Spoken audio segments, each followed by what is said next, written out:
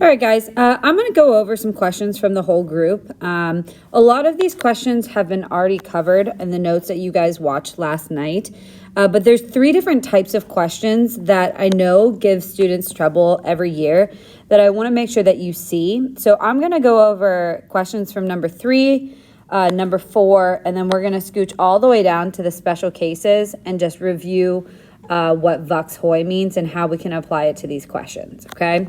But I'm going to start with number 3. So it says, find the value of the variable that satisfies the given conditions. And the first question says, the line containing 4, -1 and x, -6 has a slope of -5/2, okay? So to start this question, what I'm going to do is I'm going to focus on these first set of ordered pairs, okay? And I'm going to find the slope of that first set of ordered pairs, but it's going to be an expression because it has an x in it. So to start, I'm going to start with -6 minus a -1, so +1, all over x minus 4. And I'm going to simplify that to get -5 over x minus 4. Now, there's many ways to do this type of question, all right? But I'm going to give you like the way that's going to work every single time. So what I'm going to do is I'm going to set up a proportion, and I'm going to now use this expression that I made for the slope, and I'm going to set it equal to the slope of -5 over 2. And so this is my proportion. And if you remember, all right, to solve a proportion, what we do is cross multiply, okay? So I'm going to start with this -5, and I'm going to distribute it to the x minus 4, and then I'm going to do -5 on top, and then multiply it times the 2. So I'm going to have -5 times x minus 4 equals a -10. And now I'm going to distribute it through. So I'm going to get -5x plus 20 equals a -10. And then solve from there. So -5x is equal to -30, which means that x is equal to 6. And that's all you have to do on that type of question, okay? So the key here, again, is we're setting up the proportion and then cross multiplying. I know that there's other ways to do it, and if that other way works for you, that's absolutely fine, all right? I just want to make sure that you see the consistent way that we can do these types of questions. So with that in mind, let's go over to number 3, the second one on number 3, and let's just do this similar situation. So it says the line containing 8, 7 and 7, -6 is perpendicular. I'm going to highlight that to the line containing 2, 4 and x, 3. So I'm going to start by finding the slope of this first line. Okay, so I'm going to do -6 minus 7 all over 7 minus 8.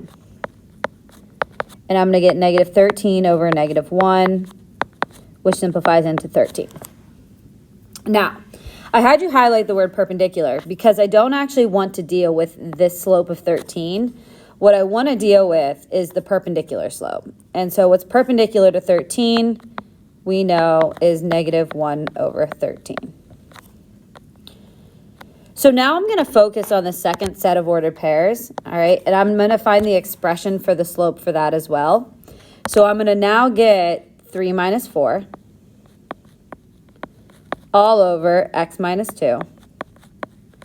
And that's going to simplify into -1 over x minus 2. And so for my final step, again, I'm going to set up a proportion. I'm going to set up -1 over x minus 2 and set it equal to -1 over 13, which is our perpendicular slope. And now we're going to cross multiply. So I'm going to take this -1 and distribute it to the x minus 2. And then take this -1, distribute it to the 13. And so I'm going to get -1 times x minus 2 is equal to -13.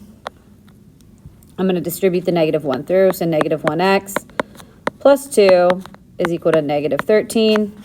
Subtract out the 2, so -1x is equal to -15. X is equal to 15. Okay? So those are 2 different examples of that type of question, okay? Now, I'm going to come down to number 4. And on number 4, this is covered in the notes of how I teach slope-intercept form. But what I want to give you guys is a way that you can deal with fractions where you don't actually have to deal with fractions, okay?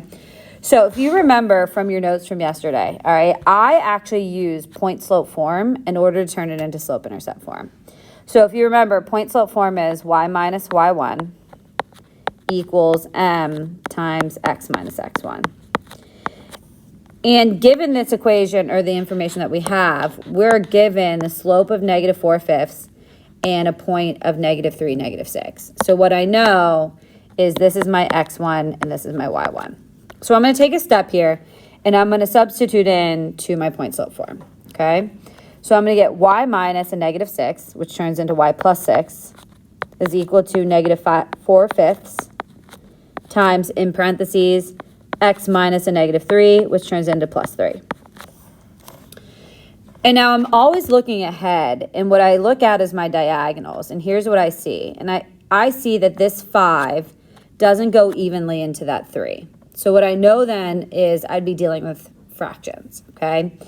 And just teaching this year after year, I just know students don't love fractions. If you do, you don't have to use this method. But if you hate fractions, let me show you what you're going to do, okay? Now, to get rid of fractions, I know most teachers are going to tell you to multiply by the reciprocal, all right? That's not actually what I tell you to do. I tell you to multiply by the denominator. And so what we're going to do is we're going to multiply every single thing on the outside of the parentheses by the denominator. So I'm going to multiply the -4/5 by 5. I'm going to multiply the y by 5, and I'm going to multiply the 6 by 5. And so what I'm going to get now is 5y plus 30 equals, and the reason why I do this is that these 5s cancel out. And so what I'm left with now is this -4 on top that I'm going to ultimately distribute to the x plus 3.